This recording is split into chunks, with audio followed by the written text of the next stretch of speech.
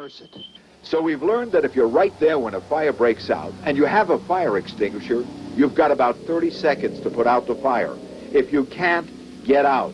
And don't forget, you've got to have an escape plan because time is against you. Along with a fire extinguisher, another important tool that most people don't know about is the door.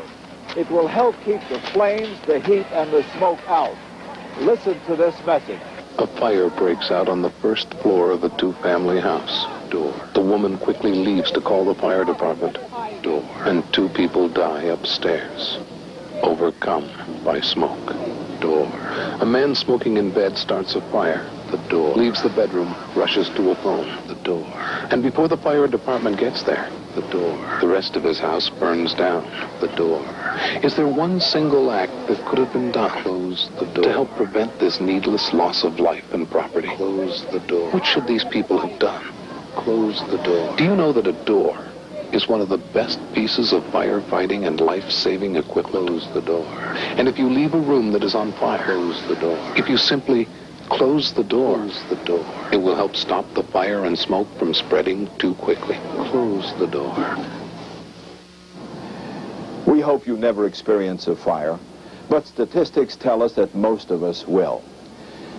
It is frightening, but you've learned some of the basic facts about surviving in fires. And if you plan to get out alive, you can. Others have, and you will too.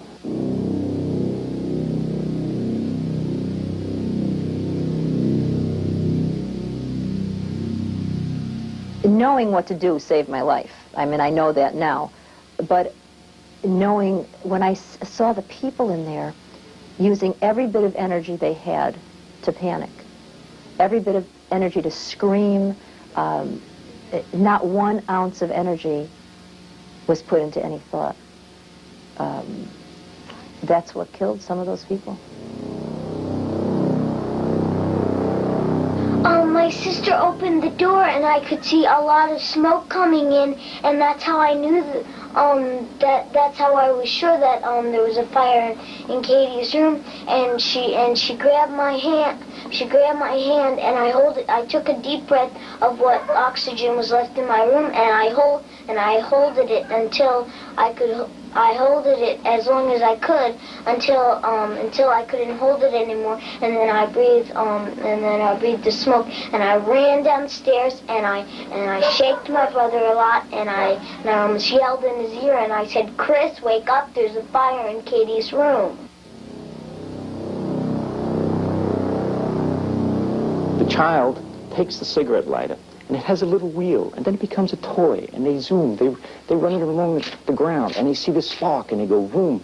Then they take their little fingers and put it on the trigger, and they go boom, boom, and now they have a fire. And unlike a match, that match will go out sometimes, but this fire will not go out. And they'll go under a bed or in a closet, and then the fire will get going, and it'll be out of control, and they don't know what to do. They don't know enough to run because they're so young. And what happens, the fire gets out of control. And that combination, the most destructive force in nature, fire, and children, is a losing combination.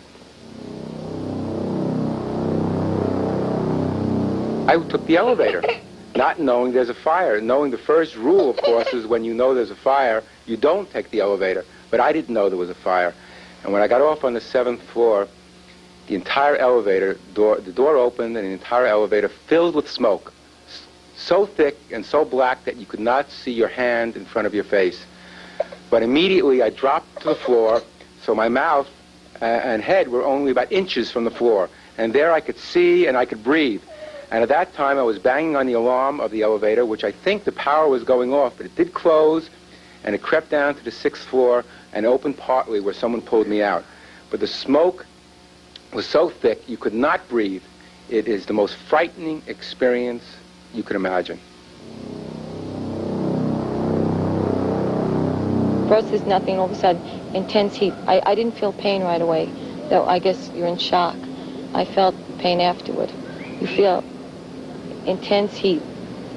Well, there's no way to describe it. I mean, put your finger on a match and you get a little idea, but your whole body is engulfed in this heat.